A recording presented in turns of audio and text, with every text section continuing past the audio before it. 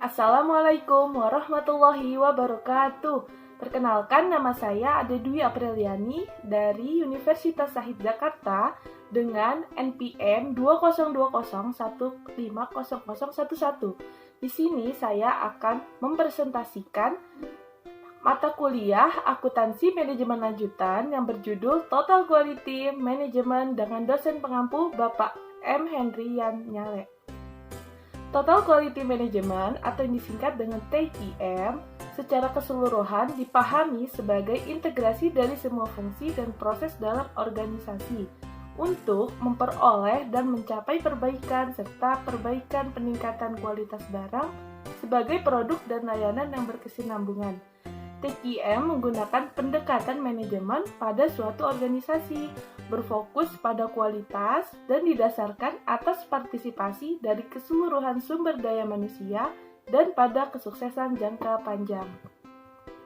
Prinsip Total Quality Management terbagi menjadi 3. Yang pertama, berfokus pada kepuasan pelanggan.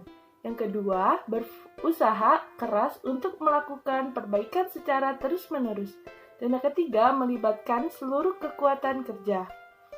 Proses TQM dimulai dengan mengidentifikasi persyaratan dan harapan pelanggan eksternal untuk membuat spesifikasi yang dibutuhkan untuk setiap keberhasilan pelanggan atau supplier internal, yang meliputi permintaan akan desain tertentu, permintaan karakteristik suku cadang, operasi pemanufakturan, persyaratan tentang produksi dan supplier eksternal dan persyaratan penjualan. Menurut The Institute of Management Accountants atau IMA, yakin bahwa implementasi sebuah organisasi membutuhkan waktu 3 hingga 5 tahun untuk berubah dari manajemen tradisional menjadi TQM. Untuk prosesnya sebagai berikut. Untuk tahun pertama, biasanya membentuk dewan dan staf kualitas. Yang kedua, melaksanakan program pelatihan kualitas eksekutif. Yang ketiga, melakukan audit kualitas. Yang keempat, membuat analisa penyimpangan. Dan yang kelima, mengembangkan rencana perbaikan kualitas strategik. Pada tahun kedua, yang pertama, melaksanakan program pelatihan dan komunikasi karyawan. Yang kedua, menyusun tim kualitas.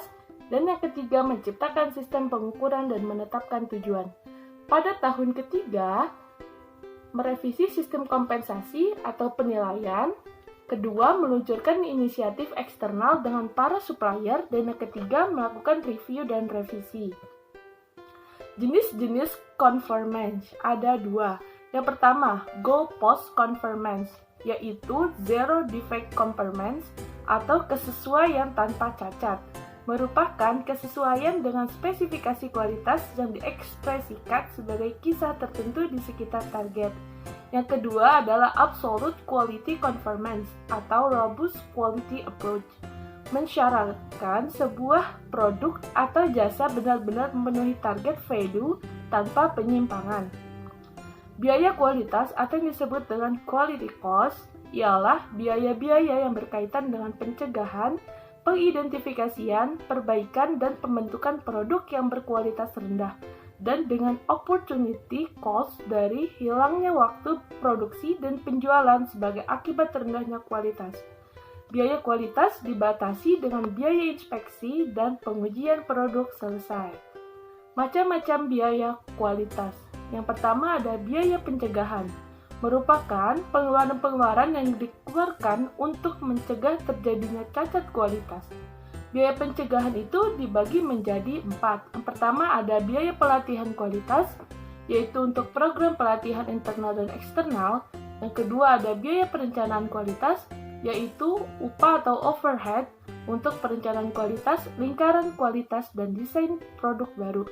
Yang ketiga ada biaya pemeliharaan peralatan yang merupakan biaya untuk memasang, menyesuaikan, mempertahankan, memperbaiki, dan menginspeksi peralatan produksi. Dan yang terakhir adalah biaya penjaminan supplier, yaitu biaya yang digunakan untuk mengembangkan kebutuhan dan pengembangan data, auditing, dan pelaporan kualitas. Yang kedua, ada biaya penilaian, yaitu dikeluarkan dalam rangka pengukuran dan analisis data untuk menentukan spesifikasinya. Untuk biaya penilaian terbagi menjadi 6. Yang pertama adalah biaya pengujian dan inspeksi. Biaya yang dikeluarkan untuk menguji dan menginspeksi bahan yang datang, produk dalam proses, dan produk selesai atau jasa. Yang kedua adalah peralatan pengujian, yaitu untuk memperoleh, mengoperasikan, atau mempertahankan fasilitas, software, mesin, dan peralatan pengujian. Yang ketiga ada audit kualitas, yaitu gaji dan upah semua orang terlibat dalam penilaian kualitas produk dan jasa selama penilaian kualitas. Yang keempat ada pengujian secara laboratorium. Yang kelima, pengujian dan evaluasi lapangan. Dan yang keenam adalah biaya informasi untuk menyiapkan dan membuktikan laporan kualitas. Yang ketiga ada biaya kegagalan internal, yaitu biaya yang dikeluarkan karena rendahnya kualitas yang ditemukan sejak penilaian awal sampai dengan pengiriman kepada pelanggan.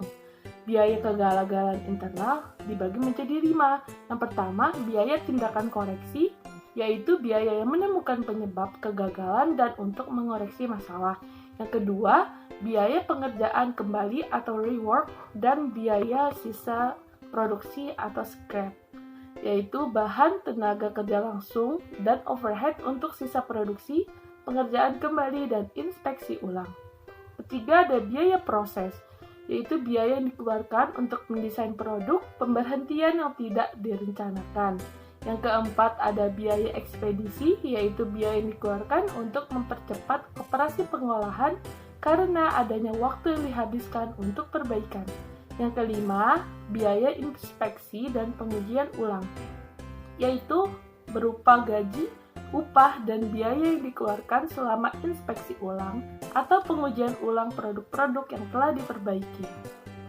Yang keempat, ada biaya kegagalan eksternal, yaitu biaya yang terjadi dalam rangka meralat cacat kualitas setelah produk sampai kepada pelanggan dan laba yang gagal diperoleh karena hilangnya peluang, sebagai adanya produk atau jasa yang tidak dapat diterima pelanggan. Contohnya, yang pertama ada biaya untuk menangani keluhan dan pengembalian dari pelanggan. Yang kedua, biaya penarikan kembali dan pertanggungjawaban produk. Dan yang ketiga, penjualan yang hilang karena produk yang tidak memuaskan. Yang keempat, ada biaya conformance dan non-conformance. Cost of conformance merupakan biaya yang terjadi dalam rangka memastikan produk atau jasa sesuai dengan harapan pelanggan. Yang termasuk ke dalam cost of non-conformance yaitu biaya kegagalan internal dan kegagalan eksternal. Biaya tersebut merupakan biaya yang dikeluarkan dan opportunity cost karena ditolaknya produk atau jasa. Selanjutnya ada melaporkan biaya kualitas, meliputi mendefinisikan data, mengidentifikasi sumber data, mengumpulkan data, dan menyiapkan serta mendistribusikan laporan biaya kualitas.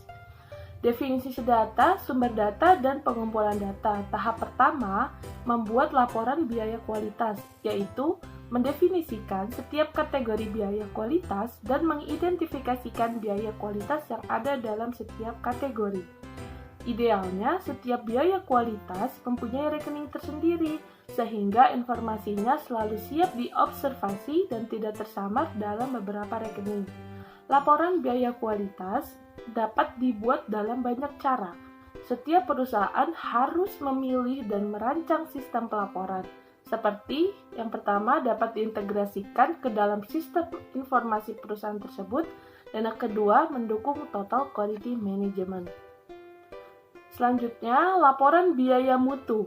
Laporan biaya mutu merupakan laporan yang terdiri dari unsur-unsur yang berupa biaya pencegahan, biaya penilaian, biaya produk gagal internal, dan biaya produk gagal eksternal. Terdapat dua pandangan tentang biaya mutu. Yang pertama, pandangan tradisional, menyatakan bahwa terdapat trade-off antara biaya produk gagal dan biaya pencegahan penilaian.